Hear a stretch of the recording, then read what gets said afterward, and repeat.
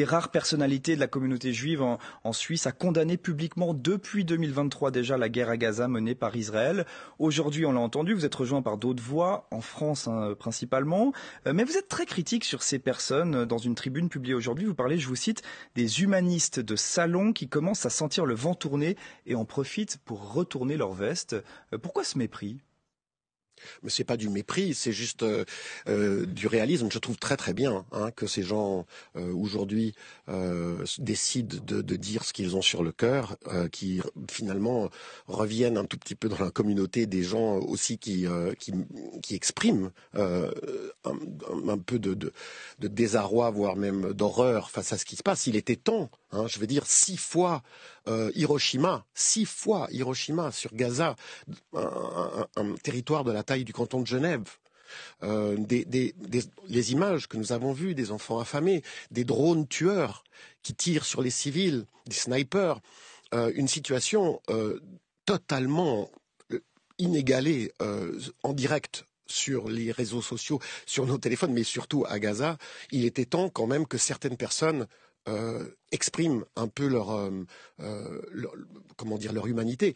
Après, il ne faut pas oublier non plus que, par exemple, Delphine Orvilleur, que vous citiez tout à l'heure, a été une des premières à demander le licenciement de Guillaume Meurice à France Inter lorsqu'il avait fait sa plaisanterie sur Netanyahou. Elle s'en est ensuite prise à Blanche Gardin, qui elle aussi a osé avant elle exprimer son horreur face à la barbarie de ce qui se passe à Gaza. Et donc moi j'aurais bien voulu que non seulement ces gens-là disent ce qu'ils ont aujourd'hui sur le cœur, mais aussi peut-être qu'ils expriment un peu des regrets par rapport à ce qu'ils ont dit il y a encore quelques semaines. Jacob Berger, dans votre tribune, vous comparez Gaza à la Shoah. Vous parlez de symétrie, je vous cite, entre la barbarie nazie et les actes commis en ce moment même par Israël. Pourquoi vouloir à tout prix comparer la Shoah et Gaza ? Alors, c'est une question très intéressante et je pense qu'il faut y répondre de plusieurs manières. La première, elle est que c'est Israël, c'est d'abord et avant tout le gouvernement israélien qui a instauré ce rapport. Il ne faut pas oublier que quand Israël envoie à l'Assemblée générale de l'ONU ses émissaires pour justifier le massacre à venir, ils arborent l'étoile jaune des Juifs sous le régime nazi. C'est ainsi qu'ils se présentent, n'est-ce pas ? Les héritiers des survivants de la Shoah. C'est leur justification morale.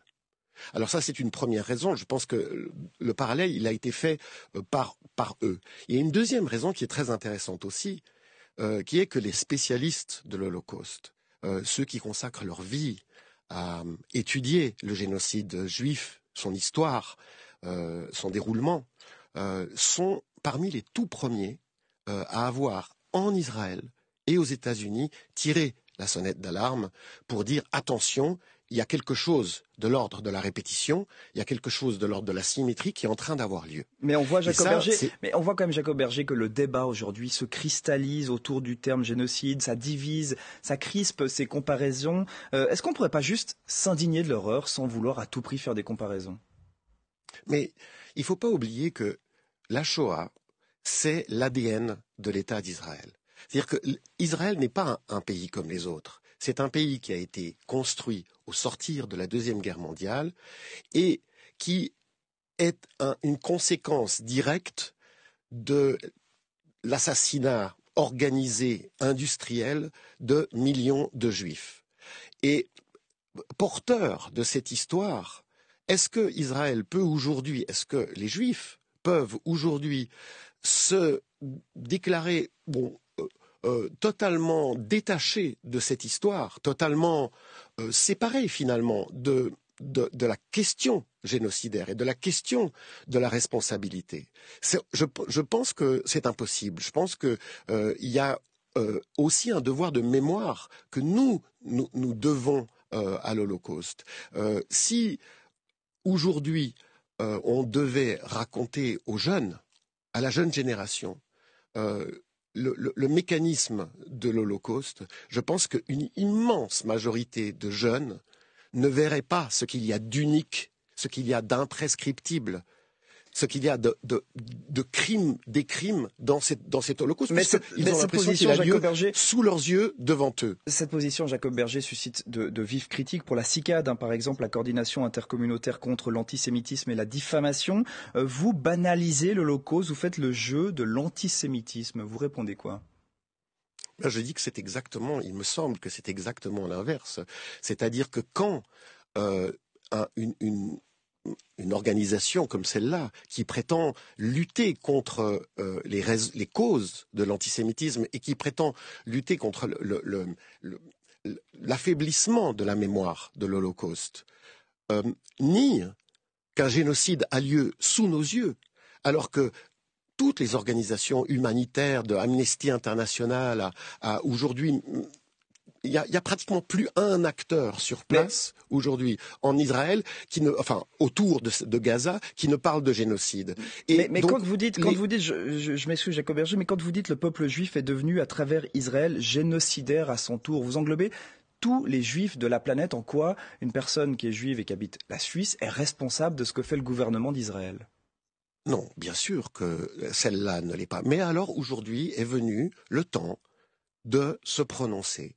Et aujourd'hui est venu le moment où les Juifs doivent dire, comme c'est le cas en France, ou c'est le cas, je pense, partout dans le monde, pas en mon nom. Mais donc vous demandez à tous les musulmans, par exemple, de se justifier après chaque attentat islamiste à travers le monde? Mais ils l'ont fait. Ils l'ont fait. Est-ce que c'est juste de le faire? Mais je pense que si les musulmans ont envie de dire qu'ils ne se reconnaissent pas dans l'État islamique, qu'ils ne se reconnaissent pas dans la terreur, c'est tout à leur honneur de le dire. Et aujourd'hui, ce n'est pas une obligation. On n'est pas en train de dire que les gens vont être arrêtés ou que les gens vont être mis en prison ou même qu'ils vont perdre leur emploi, que sais-je, parce qu'ils ne prennent pas position. Mais je pense que moralement, aujourd'hui, nous sommes à la croisée des chemins. Il y a quelque chose de l'ordre de l'indicible qui est en train de se passer sous nos yeux. Maintenant, on ne peut pas détourner le regard. Et si on est aujourd'hui un juif, on est aussi l'héritier de l'histoire qui a conduit à la création d'Israël. C'est-à-dire qu'on est les gardiens d'une mémoire. On est finalement les héritiers de quelque chose dont on ne peut pas simplement aujourd'hui se dire. Et je crois que les gens se rendent bien compte. Pardon, je sais que vous voulez aller, mais je crois que les gens se rendent compte qu'il y a quelque chose de l'ordre de la redite qui se passe. On l'a vu on le voit souvent, je dirais, dans les tragédies. Hein. La victime devient le bourreau. J'aimerais encore vous faire réagir sur un point, Jacob Berger, rapidement. Dans vos différentes prises de parole, encore ce soir, vous occultez quand même un point essentiel, le rôle du Hamas. Eux aussi usent de la barbarie, notamment avec les otages. Alors, oui, bien sûr. Et puis, aujourd'hui, disons, si aujourd'hui des dizaines de milliers de juifs étaient massacrés, eh bien, je pense que je serais le premier à prendre leur défense et à m'identifier à leur souffrance. Aujourd'hui, oui, effectivement, il reste encore quelques otages du Hamas, mais nous savons tous qu'Israël détient bien plus d'otages dans ces geôles, des prisonniers qui n'ont pas été jugés, qui ne connaissent même pas la raison de leur emprisonnement, qui ont parfois 12 ans, 11 ans, 13 ans, et qui sont enfermés depuis des mois, des années, parfois des décennies, dans les geôles israéliennes, qu'on n'appelle pas otages, mais qui sont tout autant otages en vrai que ceux qui, malheureusement, croupissent entre les mains du Hamas, qu'encore une fois, aujourd'hui, bien sûr, je condamne, on ne doit pas prendre les civils en otage, ni en Israël, ni à Gaza. Jacob Berger, cinéaste et acteur, merci d'être venu quelques minutes dans Forum pour partager votre regard indigné sur la situation à Gaza. Bonne soirée à vous. Merci.